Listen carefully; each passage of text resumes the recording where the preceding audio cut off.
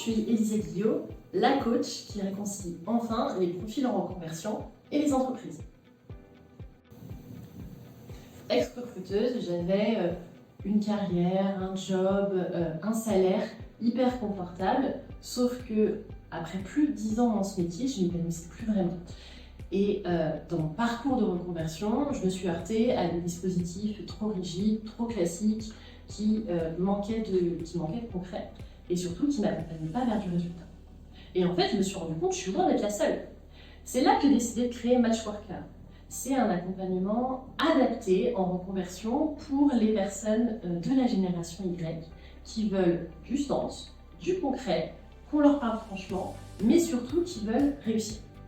Et comme j'ai été de l'autre côté, je sais aussi que ces profils qu'on dit atypiques, on a du mal à les valoriser et à les considérer comme expérimentés.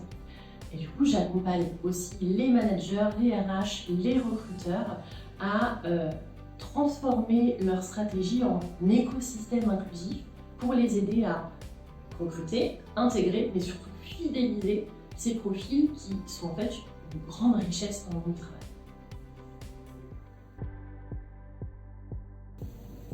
Alors le meilleur conseil qu'on m'a donné et que j'ai envie de te partager, c'est de ne pas prendre en compte tous les conseils qu'on va te donner. Dans ton entourage, dans ton parcours d'entrepreneur, ton entourage proche, des experts, des pairs, devront toujours te conseiller pour t'aider avec beaucoup de bienveillance ou alors te partager leur propre vécu. Et en fait, tout n'est pas bon à prendre par rapport à toi, par rapport à ton business. Et il faut apprendre à faire le tri dans tout ça, parce qu'il ne faut pas oublier que en fait, c'est toi qui prends des décisions, c'est ton business. Tu l'adaptes à toi. Alors dans les pièges à éviter, pour moi je t'en partage deux. Le premier, c'est trop économiser. C'est de penser que prendre des outils, juste la version gratuite, ou de ne pas t'investir dans une formation, mais en fait, ce sont des erreurs parce qu'à économiser, tu vas économiser ta valeur, t'empêcher d'être plus performante et d'aller peut-être plus vite et plus loin. Le deuxième piège, je dirais, on a une grosse tendance à se comparer aux autres, à regarder sur les réseaux sociaux d'autres entrepreneurs ou peut-être de concurrents directs ou indirects et de se dire, bah tiens, à ce stade-là, ils en étaient là. Sauf que déjà, sur les réseaux sociaux, on montre que ce qu'on a envie de montrer. Et de deux, encore une fois, c'est ta propre route, ton propre chemin. Toi, il se peut que peut-être que tu n'en es pas au même stade qu'à ce moment-là, mais ça ne veut pas dire que ton projet est un échec.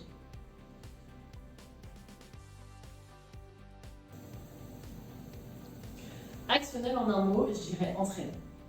C'est hyper important de s'entourer, même si tu es solopreneur. Et ce que je cherchais et que j'ai trouvé chez Actionnel, c'est un environnement dans lequel il y a du partage, il y a de l'entraide, il y a de la bienveillance. Et dans chacun des événements auxquels je participe, c'est ce que je retrouve, peu importe l'entrepreneur que je croise à ces moments-là.